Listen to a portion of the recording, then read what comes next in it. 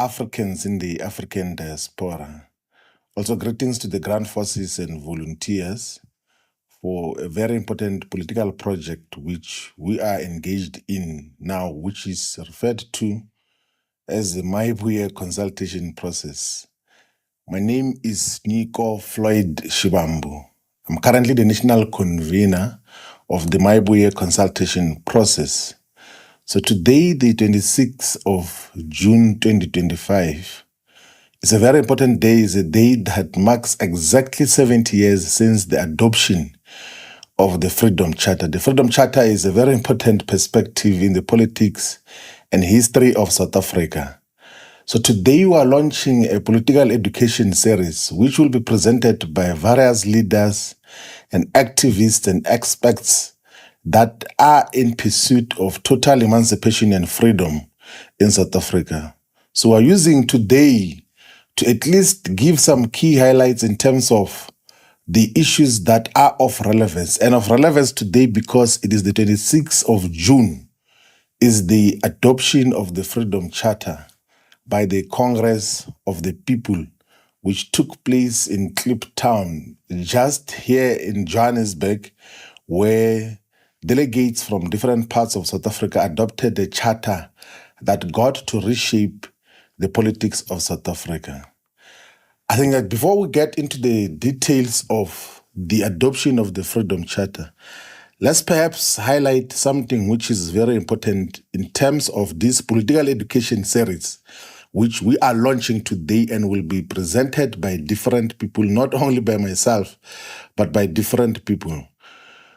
It is of central importance that we highlight and take something which was said by Kwame Nkrumah, the first leader, the first president of independent Ghana, which was called the Gold Coast country before it gained independence in 1957.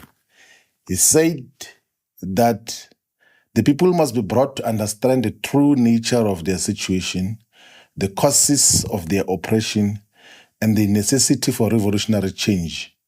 That political education is key for the emancipation of the African people. And that is important to highlight because it also gets to supplement what was later on said by Frantz Fanon, who says that to educate the masses politically does not mean and cannot mean making a political speech. What it means is to try relentlessly and passionately to teach the masses that everything depends on them, that if we were to stagnate, it is their responsibility, and that if we were to go forward, it is due to the people as well. That's a very important emphasis, but in any given moment when we're sharing ideas and exchanging ideas on whatever topical issue, we should always bear in mind and take into serious consideration what was said by Amilcar Cabral. We will talk specifically about Kwame Nkrumah, we'll talk about Frantz Fanon, we'll talk about Amilcar Cabral, we'll talk about Patrice Lumumba, Thomas Sankara, we'll talk about all the revolutionary figures, we'll speak about Steve Bantu Biko, we'll speak about Robert Sobukwe, we'll speak about Chris Hani, we'll speak about all the revolutionary leaders that got to shape the course of history. But in terms of the exchange of ideas in a political context, we need to emphasize what was said by Amilcar Cabral, who says that you must always bear in mind that the people are not fighting for ideas or for something or things in anyone's head. They are fighting for material benefits or to win material benefits, to live better and in peace, to see their lives go forward, to guarantee the future of their children. So whenever we have to talk about political education, we always have to emphasize that central point. So, comrades, the people of South Africa, we have to highlight something important about this day, the 26th of June. So despite it being historically relevant and important in the context of South Africa's politics, it is also important in terms of the global politics because in the year 1945, the United Nations Charter was signed. So the United Nations Charter is a charter that got to establish the United Nations as a global organization for all nation states and countries in pursuit of peace and global peace, in pursuit of cooperation amongst all the nations of the world. Of significance is that when the United Nations Charter was signed on the 26th of June 1945, there were only 3 nation states or countries in the African continent that were considered to be independent and deserved some degree of participation in the United Nations process. And that was Ethiopia, Liberia, and South Africa, despite being under colonialism of a special type, or colonial settler colonialism of a colonial government. It was given the status of an independent nation. And the head of state at that time of a colonial South Africa was a Jan Smuts, who participated in the drafting and finalization of the United Nations Charter. And this is important to speak about because when we later on speak about the reform of the United Nations, we will highlight the fact that it doesn't make sense that the foundational permanent members of the Security Council continue to be the permanent members of the Security Council in the United Nations in the architecture that was designed due to the events and politics of the post-World War II dynamics as to who won the war, who was the ally of those that defeated Nazism. So we need to then deal with that issue when we then get to reflect later on that we have got more than 1 billion people in the world who are residing in the African continent but do not have any meaningful participation in the United Nations, which is supposed to be a representative body for all the people of the world. But today we are not talking about the United Nations. So just wanted to highlight that date so that later on when we talk about it, there's context as to why are we calling for the reform of the United Nations as Africans in the continent and Africans in the African diaspora. Now, we did highlight that today marks exactly 70 years since the adoption of the Freedom Charter. So the Freedom Charter is the clarion call. It is a summary of the aspirations of the people of South Africa, which was adopted by a gathering referred to as the Congress of the People in 1955 on the 26th of June in Kliptown. What led to the adoption of the Freedom Charter was due to the fact that for many years, since 1652 in terms of recorded history, although there were many attempts before 1652 to colonize South Africa, starting from the 1400s, but since 1652, South Africa got to experience the beginning of settler colonialism, where those who were supposed to be passing through the Cape as a stop-by point in their trade between Europe and part of the east of the world, in particular India, Indonesia. They used to stop by the Cape because there was no direct connection from Europe into the east. They had to necessarily pass through they had to pass through the Cape as part of the stop-by when they were doing global trade with other parts of the world. But from 1652, South Africa got to experience settler colonialism, which mutated over time to take different forms and shapes. But whatever form and shape it took, it was defined fundamentally by the exclusion and suppression, oppression of the indigenous people who were found here in a country called South Africa. So majority of our people were subjected to wars of dispossession. Their land was taken, their animals were taken, everything else that belonged to the indigenous people were taken. And that did not happen without resistance. There are so many wars and battles of resistance against colonialism that took place. There are so many attempts to fight against colonialism that happened. But overall, the black majority, Africans in particular, who were found here in ownership and control of the land with their own systems, were ultimately conquered. We have to face the reality, South Africa, that since 1652, the conquest that occurred on our people is still a reality to this day, because the features of conquest is land dispossession, is wealth dispossession, is identity dispossession, is cultural dispossession, is cultural suppression, is social suppression, to the extent that we view ourselves as of lesser human beings as compared to those that came from outside as settler colonialists that got to dominate all over us. And you would know that after years of colonial suppression and settlement in this country we call South Africa today, the whites fought amongst themselves in the late 1800s, but they then reached a conclusion amongst themselves in the early 1900s, in 1902, that they must constitute a South African state that is going to exclude the black majority from meaningful political, economic, and social participation. That process led to the launch or inauguration of the Union of South Africa in the year 1910. So in the year 1910, the Union of South Africa was inaugurated as a country. And that, by the way, happened due to an act of parliament which was passed by the British Parliament in the year 1909, which was called the Union of South Africa Act.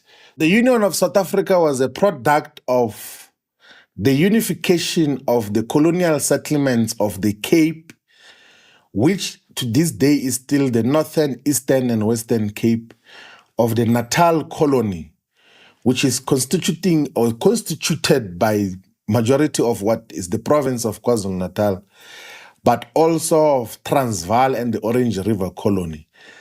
In nominal terms, the Orange River colony, which is the Orange Free State or the Free State, and the Transvaal. The Transvaal is mostly what is Gauteng, Limpopo, Northwest Mpumalanga. So those parts were understood to be under the Afrikaners, and then the Cape and Natal were under the British rule.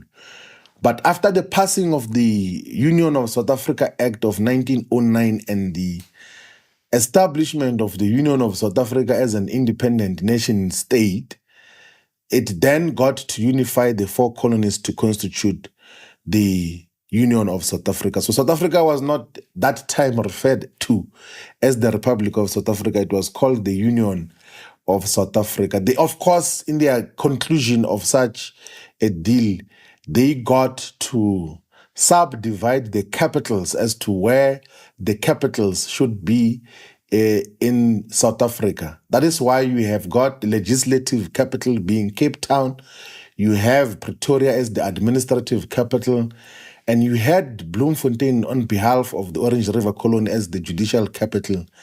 And in that negotiation, the Natal colony then negotiated the completion of a project in terms of what they had negotiated without being home to any of the capitals that were distributed in the so-called Union of South Africa.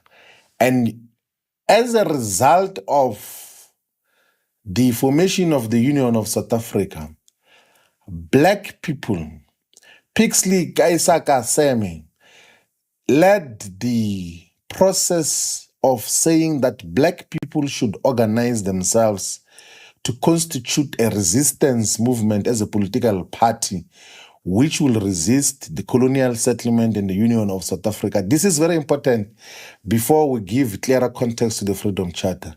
So Pixley Kaisaka Seme, who was in his early 30s, began actually to write about the unification of the progressive voices and all the traditional leaders, the clergy, and all black intellectuals to resist colonialism and apartheid.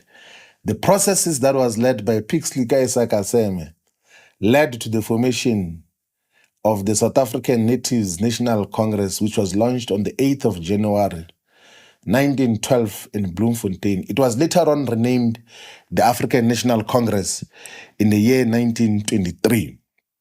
But that did not stop the fact that the colonial government had agreed, the Afrikaners and the British had agreed amongst themselves that they are going to continue with oppression of the black majority and Africans in particular.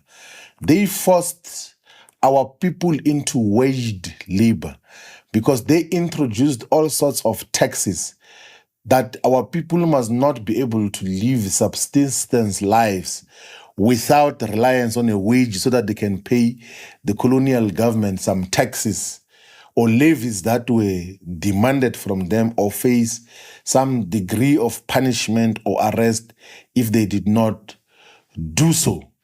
And the earlier methods of struggles of the South African Natives National Congress was to send deputations and delegations to the Queen and to the King in England to ask for the accommodation of some sections of the black society into the colonial government.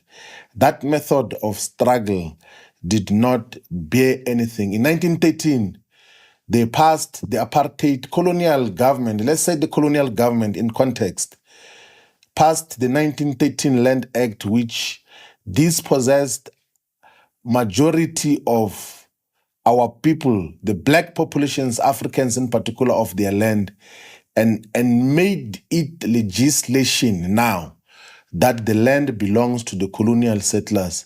And then our people were then subjected to the arid rural areas without meaningful participation and usage of South Africa's land.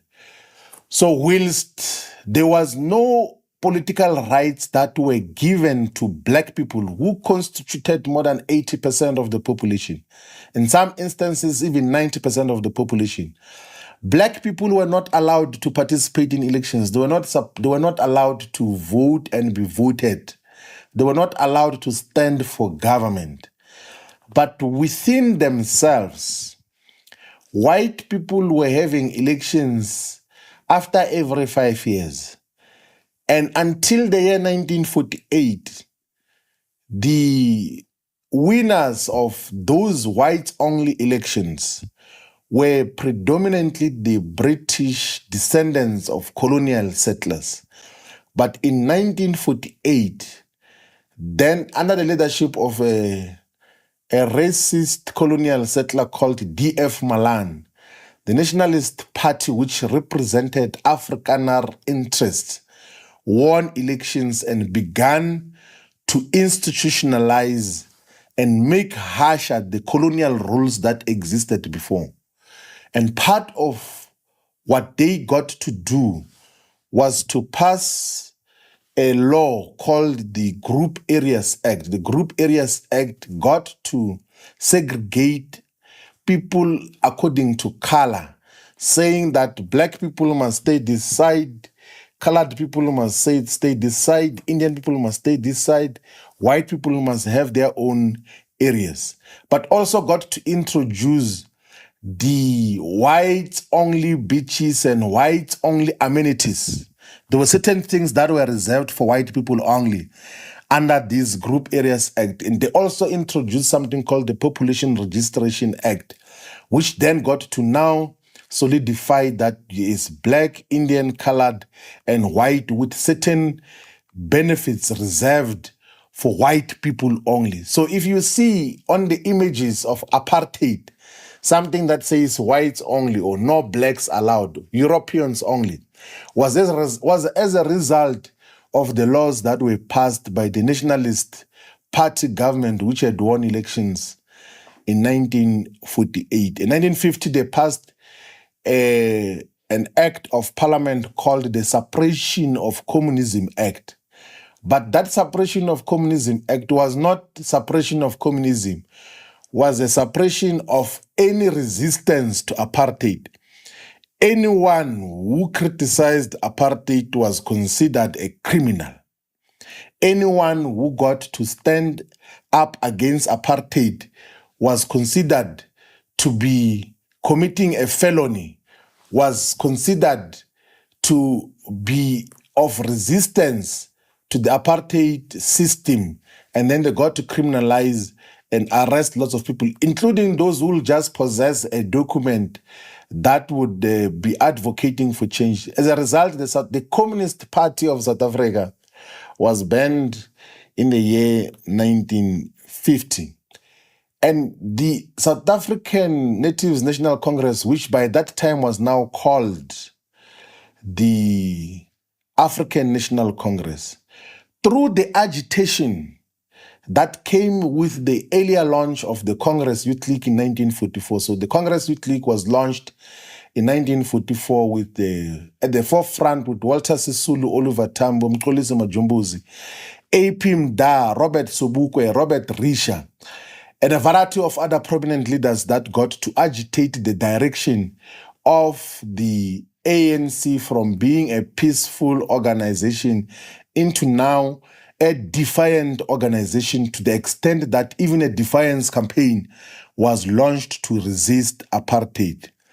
Now, the context of the Freedom Charter comes from now a proposal by one of the prominent leaders of the ANC called Professor Z.K. Mathews. So Professor Z.K. Mathews was a professor who was always contributing. He was once a president of the ANC in the Cape. And then he proposed in the year 1953 that there perhaps should be a charter that summarizes what those who are fighting for freedom should say is the way forward. And then in that perspective, he said that let us start the process of consulting other fighting organizations. So now, due to the Population Registration Acts, even the organizations that were constituted at that time to fight against apartheid had to be constituted alongside the apartheid racial lines, to the extent that the African National Congress was an organization for Africans only. And then there was an organization called the South African Indian Congress. There was an organization called the South African Congress of Democrats, which was for white people who were saying they're opposed and stand opposed to apartheid. And then there was an organization called the Colored People's Congress, which was for colored people who then said that they want to stand against apartheid. And in the overall, they then formed part of what got to be known as the Congress Alliance. And those were the ones who then got to associate with the process of saying, let us go to the ground and listen to our people with the aim of enacting or adopting a charter which will inspire our fighting spirit, and the manner in which we then table our demands as to what do we stand for, what kind of South Africa do we want to construct here. As a result of the proposal of Professor Z.K. Mathews, those who go to UNISA will know that the main hall in UNISA is named after Professor Z.K. Mathews. And for context, his son was called Joe Mathews. Joe Mathews led the ANC Youth League at some stage as a president, and he led in the Revolutionary Council during exile years. He is a father of the former Minister of International Relations, the former Minister of Education, Naledi Pandor. So it's people that you can still trace their history in terms of where they came from. So Z.K. Mathews is the grandfather of Naledi Pandor.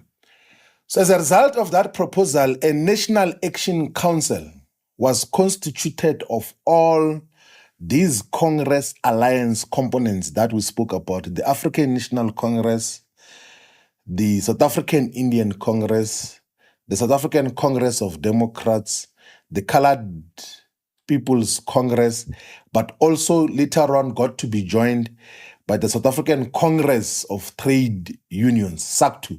So SACTU, if you were to trace the history of COSATU, COSATU is an evolution that came from the South African Congress of Trade Unions.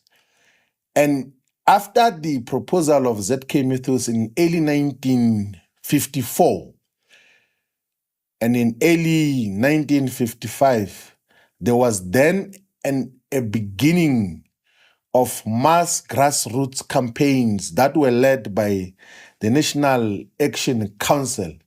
They began a listening campaign and program. They said, let us go and listen to our people.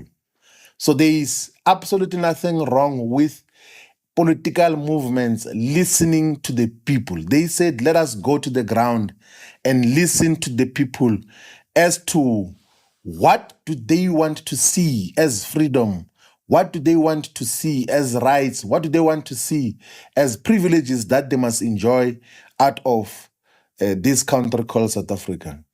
As a result, there was more than 50,000 volunteers who said that were going to volunteer to go and collect what was called the freedom demands from townships, from rural areas, from factories, from farms, from everywhere.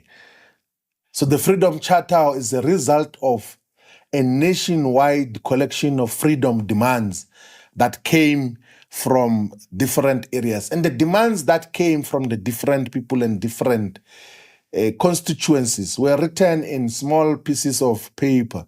There was no social media that time. It was not possible to send emails that time.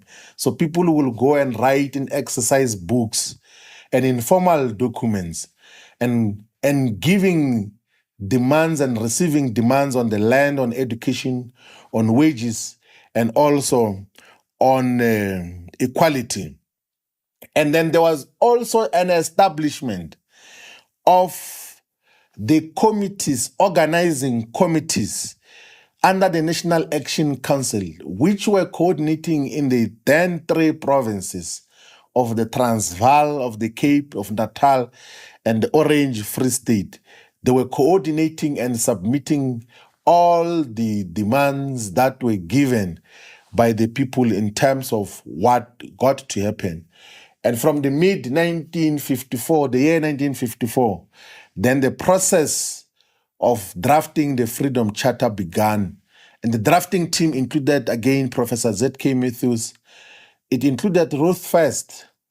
Ruth First will know, like if you read the history of Ruth First, she's one of the most outstanding revolutionaries that got to stand against apartheid, despite the fact that she could have conveniently benefited from apartheid because of the color of her skin. And the drafting process from 1954 and revisions and different meetings of the National Action Council took place. And then the date of the 25th and 26th of June, 1955, was then identified as a date where a Congress will be convened, and that Congress was referred to as the Congress of the People. And you can see that the identification of a date that included the 26th of June was inspired by the fact that the United Nations Charter was also adopted on the 26th of June, 1945. So then the 25th and 26th June were the dates where 3,000 representatives and delegates from all over South Africa met in Kliptown. So Kliptown is part of the southwestern townships of Johannesburg, Soweto. It's still there. It's largely an informal settlement. There's a monument that is built there to commemorate the 26th of June, 1955. But that Congress in 1955 took place to then listen to the different demands and reports from the 4 provinces that existed in South Africa at that time, submissions from different sectors, and then the Freedom Charter was adopted on the 26th of June 1955. And despite the Congress of the People adopting the Freedom Charter, the separate organizations still had to go and discuss amongst themselves on whether they should adopt the Freedom Charter as their organizational perspectives. The Indian Congress, the Colored Congress, the Congress of Democrats, all of them had their own meetings to adopt the Freedom Charter. The ANC only adopted the Freedom Charter in 1956, but after heavy internal battles and ideological discussions in terms of what should happen, there were those who were opposed to the Freedom Charter within the African National Congress. That included the team led by Robert Sobukwe and A.P. Mda, that said that the first sentence in the Freedom Charter, we're going to speak about that now, the first sentence in the Freedom Charter that says South Africa belongs to all who live in it, black and white, cannot be correct, because South Africa does not belong to all who live in it, black and white. It belongs to Africans and black people. The rest are visitors. So the component that was considered as Africanist opposed the Freedom Charter on the basis that it is accommodating of white colonial settlers as if they are owners of South Africa's land. That is an ideological debate that occurred vociferously within the structures of the African National Congress. But even within that context, there are those who were saying that this Freedom Charter is a communist document, because amongst its clauses, there's a clause that says the mineral wealth beneath the soil, the banks and monopoly industry shall be transferred to the ownership of the people as a whole. So there was resistance from the right, led by a person who was part of the ANC leadership called J. Ngubane. And then there was a component that was saying this is too liberal. And then there was a middle ground which said that this is a proper expression of the ideals of the people of South Africa. But in 1956, the ANC adopted the Freedom Charter, and from there on, it became an elementary component of all ANC constitutions, including its membership declaration. All those people who joined the ANC, who have joined the ANC, have always committed to achieve the aims and objectives of the Freedom Charter. We're going to talk about that now in detail as to what are the aims and what are the charter commitments and promises and what are the ideals that were contained in the Freedom Charter. But one thing that is worth highlighting is that the Africanist component of the African National Congress believed that if the ANC adopts the Freedom Charter, there's a necessity to form a different organization. That is how the Pan-Africanist Congress of Azania, or the PAC, was founded under the leadership of Robert Mangaliso Sobukwe, to say that we cannot associate with the Freedom Charter that says that South Africa belongs to all who live in it. At formation, the Pan-Africanist Congress of Azania was far much more powerful, was a mobilizing force, was a clarion call to all the people of South Africa. The struggles that were led on the 21st of March in Sharpeville, 1960, were led by the Pan-Africanist Congress of Azania. Same activities happened in Langa and the whole of South Africa. Robert Sobukwe was a real threat to the apartheid system and government. They were much more fearful of Robert Sobukwe than any other leader. They were not afraid of Nelson Mandela. They were not afraid of Walter Sisulu, of Oliver Tambo, although they got later on to imprison them for what they said is terrorism. Now, that is one issue that we must highlight. Now, the other issue, which is an important development post the adoption of the Freedom Charter, was a trial that began in 1956, and it ran for 4 years. So the apartheid government said that this Freedom Charter, which was adopted in Kliptown and adopted by the separate organizations, is beginning to be a problem. It is a communist document, and they are therefore going to arrest all the people who are associating with the Freedom Charter. As a result, from 1956, there were 156 leaders of all these organizations that were arrested because they associated with the Freedom Charter. At that time, the president of the ANC was a James Moroka, who, when he was arrested, he organized his own lawyers and distanced himself from the Freedom Charter, distanced himself from those that he was arrested with. But they were later on, all of them, acquitted in 1961 in what was called as the Congress, in what was called the treason trial. But in the court proceedings of the treason trial, the prosecutors were taking out the Freedom Charter to say this document is Exhibit 1 to show that these people are communists, and this is a violation of the Suppression of Communism Act, which was passed in the year 1950. So that is basically what got to happen with the Freedom Charter. But what does the Freedom Charter say? What is this Freedom Charter that got people arrested?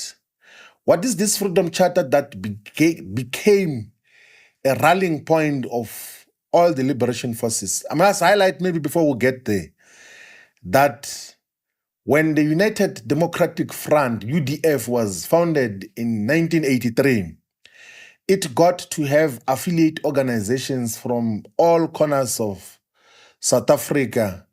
Many organizations, there is an estimation of anything between 400 to 700 different organizations that identified with the UDF. And their common thread and common program was the Freedom Charter.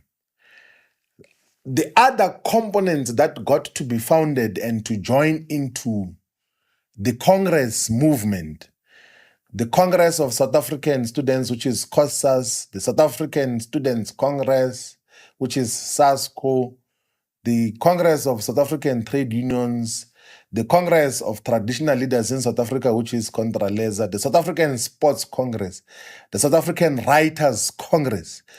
All the Congress formations that were constituted post the adoption of the Freedom Charter, they got to all of them adopt the Freedom Charter, meaning that it is the most uniting, rallying point which got to unite all the freedom fighting forces for South Africa's liberation and freedom. And that is where we come from. Now, we're going to talk about the Freedom Charter in details, but we need to highlight something very important about the Freedom Charter, that despite it being highly contested, it became the clarion call, it became the uniting perspective for a substantial majority of those who were fighting for freedom and emancipation. And we can correctly say that despite being opposed to it, the Pan-Africanist Congress of Azania was also a product of the Freedom Charter because it had ascribed to a much more radical version of how the struggle for emancipation should be pursued.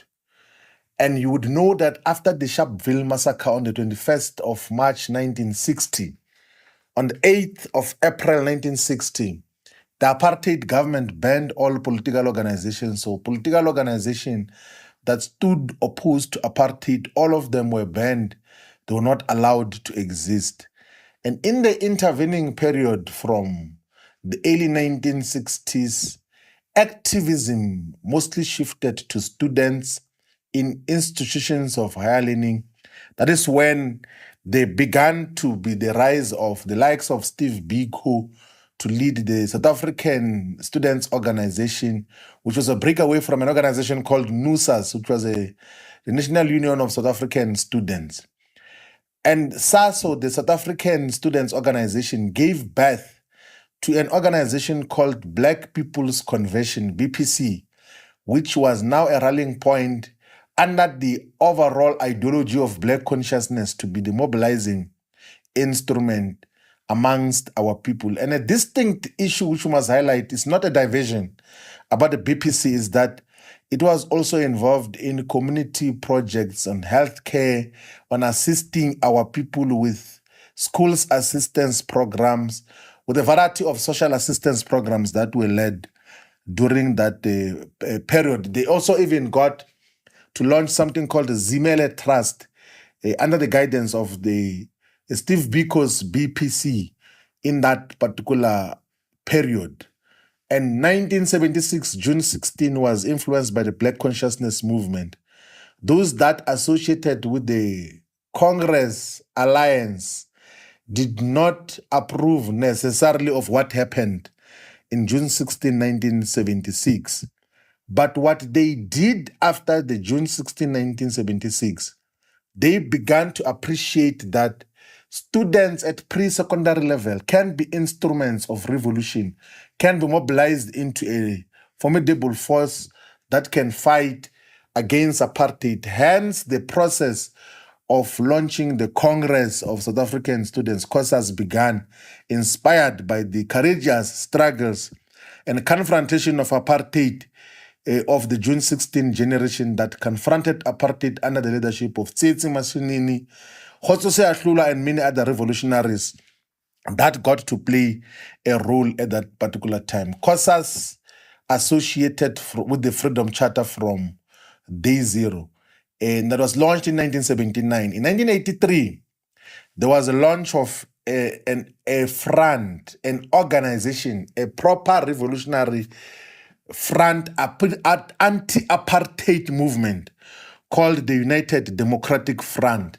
So the structure of the United Democratic Front meant that civic organizations and community organizations and organizations that existed in different sectors of society, in different areas, could affiliate to UDF as part of the broader mass democratic movement and anti-apartheid movement here in South Africa.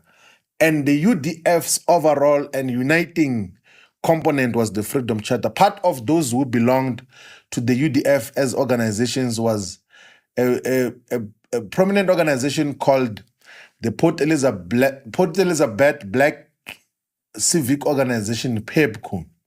It also included COSAS. COSAS was one of the largest affiliates of UDF.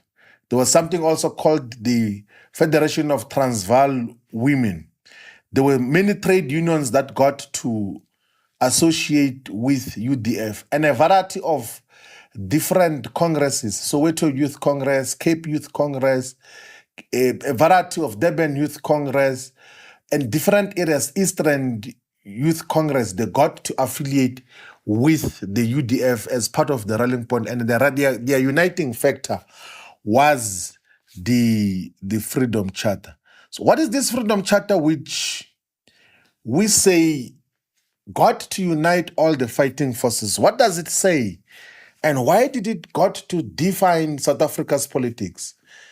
It's adopted 70 years ago, not 50 years ago, 70 years ago, became the rallying point of all political struggles that happened in South Africa post-1955. What does it say? The Freedom Charter says that we, the people of South Africa, declare for all our country and the world to know that South Africa belongs to all who live in it, black and white, and that no government can justly claim authority unless it is based on the will of the people.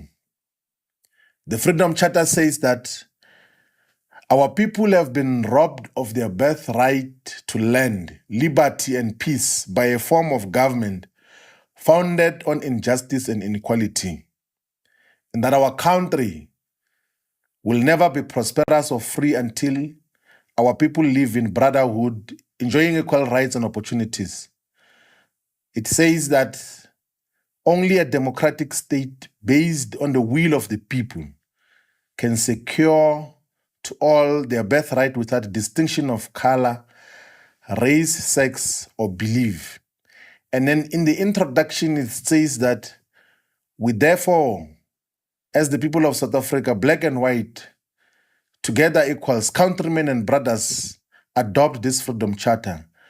And we pledge ourselves to strive together, sparing neither strength nor courage, that the democratic change here set out will be won.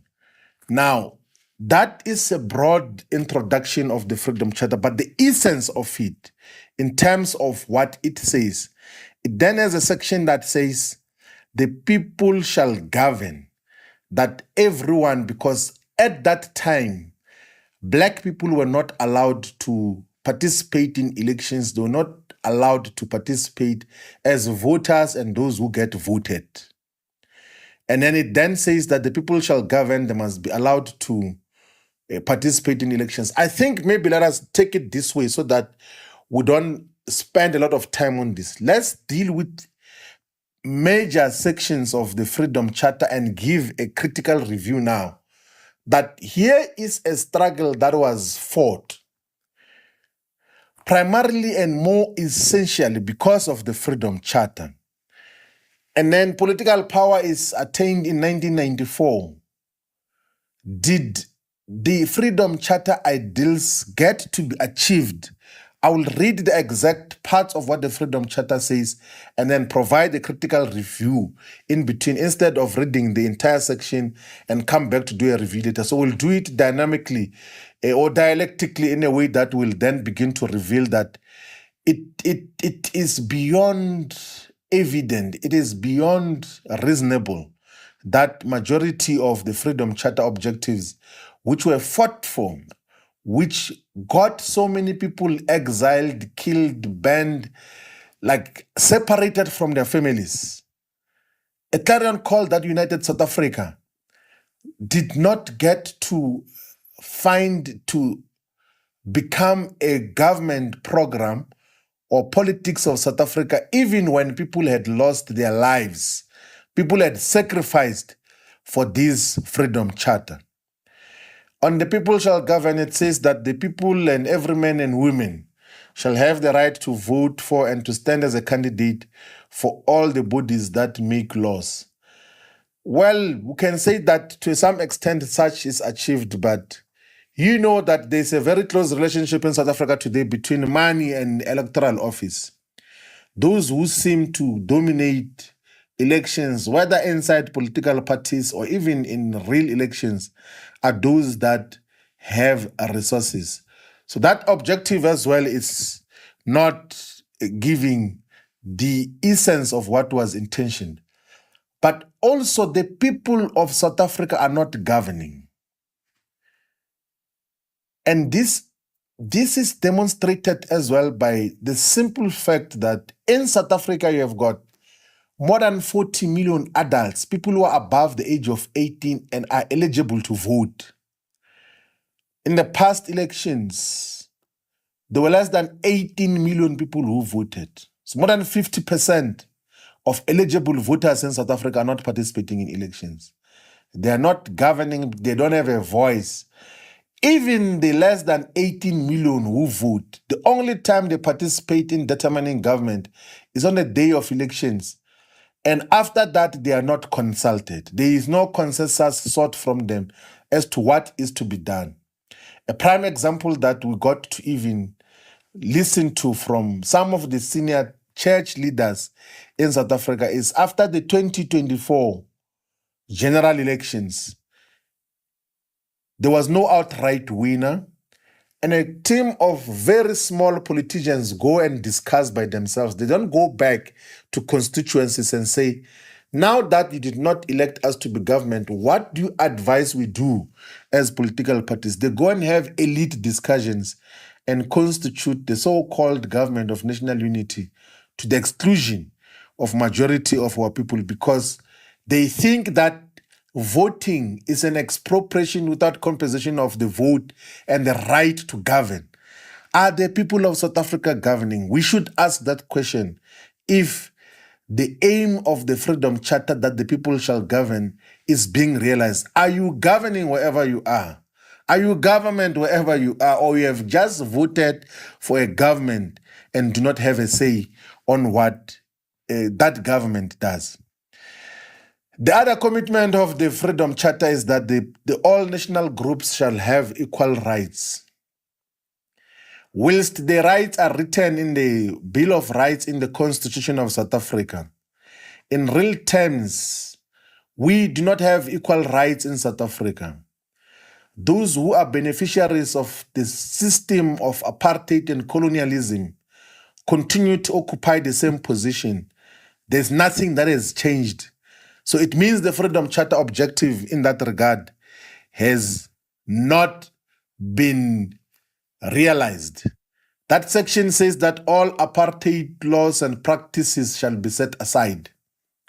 Whilst apartheid laws have been set aside, apartheid practices in South Africa have not been set aside. There could have been abolition of political apartheid, but economic and social apartheid shown by highest levels of inequality, super exploitation of the black majority and Africans in particular, and racism in farms, in workplaces, is still an apartheid practice which was not set aside, despite the fact that the Freedom Charter says such can be and will be set aside. The most important component of the Freedom Charter is the people shall share in the country's wealth. We speak today here in South Africa, the people are not sharing in South Africa's wealth. The white minority still has ownership of more than 80% of South Africa's land surface. They own almost all arable land. They are the only ones involved in meaningful, large-scale commercial agriculture. And black people are nothing but suppliers of cheap and easily disposable labor. That clause in the Freedom Charter will highlight says, the wealth of our country, the heritage of South Africans, shall be restored to the people. Such has not happened. The Freedom Charter says the mineral wealth beneath the soil, the banks and monopoly industry shall be transferred to the ownership of the people as a whole. There is no such a thing, despite the fact that there was an act of parliament passed in 2002 called the Minerals and Petroleum Resources Development Act. But our people are not benefiting out of the mineral resources. If anything, the mineral resources are an instrument of impoverishment. They cause poverty. Go to the mining areas. Go to areas which have got abundance of natural resources. That is where the deepest levels of poverty is found, alongside the richness and wealth that is beneath our soil. It is not for the benefit and ownership of the people as a whole. The Freedom Charter says that the restrictions on land ownership on racial basis shall be ended and the land redivided amongst those who work it to banish famine and land hunger. We all know that such is not the case. The white minority, in terms of statistically proven data, still control more than 80% and own more than 80% of South Africa. Attempts to reverse that have always been suppressed successfully. The Freedom Charter says that the state shall help the peasants with implements, seed, tractors, and dams to save the soil and assist the tillers. There is no assistance of peasants or farmers to till the land. There's nothing that is happening. We're not involved in meaningful, as black people, in meaningful agricultural produce and production. We're just consumers of finished food, which even comes from other parts of the world, because there's no assistance program that is there. And the Freedom Charter on the other clauses says, no one shall be imprisoned, deported, or restricted without a fair trial. No one shall be condemned by any order of government officials. We know that the criminal justice system in South Africa does not respect that principle of the Freedom Charter. It says the courts shall be representative of all the people. We're still a long way to see courts in South Africa that reflect the demographics of South Africa. The Freedom Charter says that all those who work shall be free to form trade unions, to elect their officers, and to make wage agreements with their employers. Of course, there is some degree of labor rights that are permitted to unions on what they can do and achieve. But in true assessment of the state of workers in South Africa, more than 70% of the employed labor force in South Africa fall in the category of the working poor, that they just get salaries to take them back to work and feed themselves. They cannot afford their own houses. They cannot afford their own transport. They cannot take their children to school. They cannot invest in any other thing. And what stands between them and absolute poverty is that monthly salary, which is just sustaining them to have food and go back to work on a daily basis. That is what we are dealing with. The Freedom Charter says that men and women of all races shall receive equal pay for equal work. That is not the case in South Africa today. Proper Stats SA reports illustrate that white males still earn far much higher than any other grouping and category in South Africa, even when they are performing similar jobs as everyone. The Freedom Charter says that there shall be a 40-hour working week, a national minimum wage, paid annual leave, and sick leave for all workers, and maternity leave on full pay for all working mothers. Those rights, although some partially achieved, majority of that has not been achieved for majority of workers in South Africa. The Freedom Charter says that the doors of learning and culture shall be opened for all. It says that the aim of education shall be to teach the youth to love their people and their culture and to honor human brotherhood, liberty, and peace.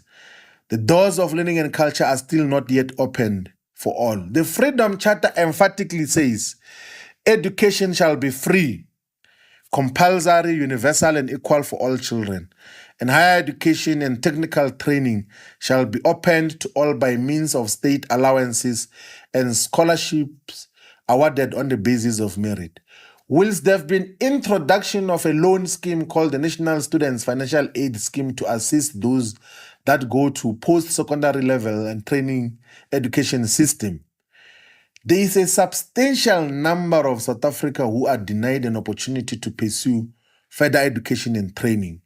A simple calculation of that is that the number of students that exit the secondary system annually exceeds 1 million annually.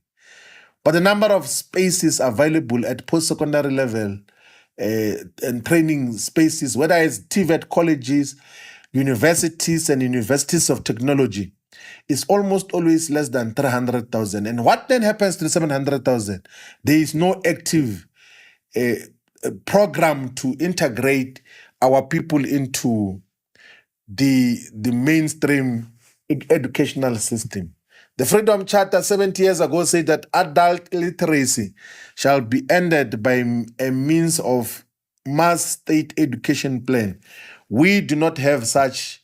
It used to exist in the past, but it has been abolished in terms of how such should be handled. The Freedom Charter says that a preventive health scheme shall be run by the state. South Africa does not have a preventive health care system. If you want to know what is a preventive healthcare system, you must go and pay attention to the healthcare system of Cuba, where there is daily inspections of health problems in communities, health screening, health awareness. It's not just hospitals waiting for people to be terminally ill and want or try to assist them thereafter. Government proactively in Cuba takes initiative of checking if there are no minor elements and components of disease and contain such before it becomes a pandemic or a problem in society. The South African healthcare system is not even a healthcare system, it's a hospitalization system, which is not in line with the objectives and commitment of the Freedom Charter that we are dealing with. They are all who can go, all of us, and read the aims and objectives of the Freedom Charter, which we said, all of us, constitute the core of what people fought for. We can say here, comrades, ladies and gentlemen, the people of South Africa, that everyone else has been saying that they are fighting for the Freedom Charter. The African National Congress says that they are fighting for the Freedom Charter. But are they fighting for the Freedom Charter? Is what the ANC is in pursuit of in government, in pursuit of the Freedom Charter objectives. People were killed, people were arrested, people were imprisoned, people were exiled because of this Freedom Charter. Is the ANC in pursuit of the Freedom Charter? The other organizations that came outside of the ANC, they all claim to be associating with the Freedom Charter. Do they demonstrate any capacity to could be associated with the Freedom Charter? That is why we stand here today to say that isn't there a need to sit back and speak amongst ourselves and reflect deeply as to what do we do to achieve the aims and objectives of the Freedom Charter. The process which we announced on the 19th of June 2025 was a process to say that we are willing to listen to the people of South Africa as to whether we should constitute either a political party or a political movement or a democratic front, which amongst other things must look into these objectives of the Freedom Charter. There is extremely profound inputs which thus far we have received via social media, we have received from the people that we got to meet and the people that we got to interact with. One of those profound inputs is to say that these member-based organizations might be a problem. Isn't there a space to constitute a democratic front like the UDF was constituted, where affiliate organizations come and join as organizations, not as one person, one membership, and one membership card, because that makes the organizations weak and their leaders way too powerful, that for them to survive within organizations, they have to follow the dictates, even when irrational, of their leaders.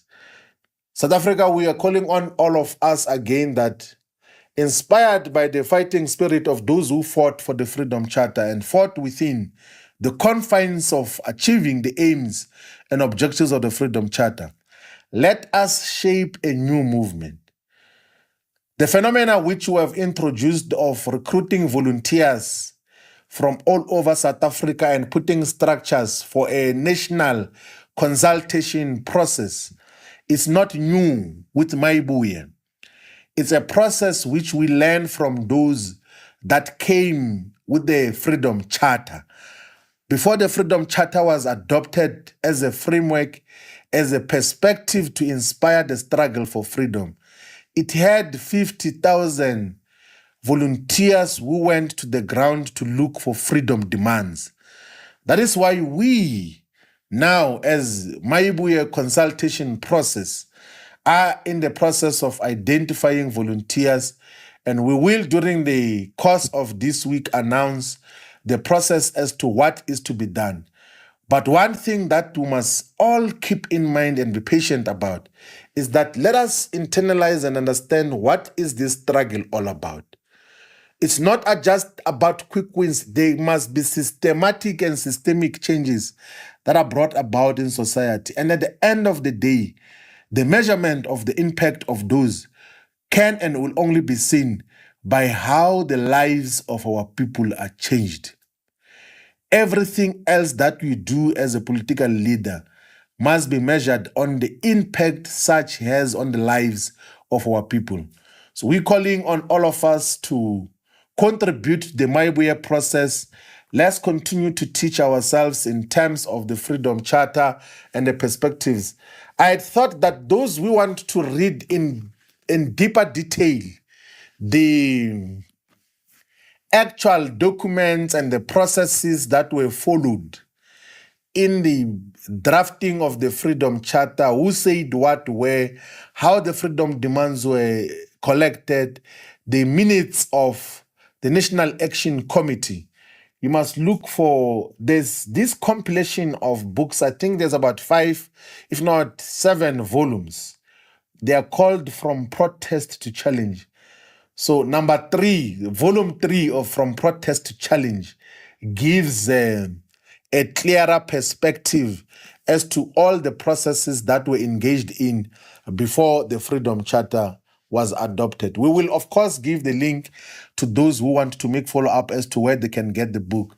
But ladies and gentlemen, the people of South Africa, let us continuously make political reflections and eliminate ourselves. Let us raise our levels of political consciousness and contribute to the discourse of political engagement in South Africa, and not just focus on the issues of now and just now. Let us deal with politics in context. Let's raise our levels of political consciousness. The struggle continues. Maibuye Africa. Africa Maibuye. Thank you very much.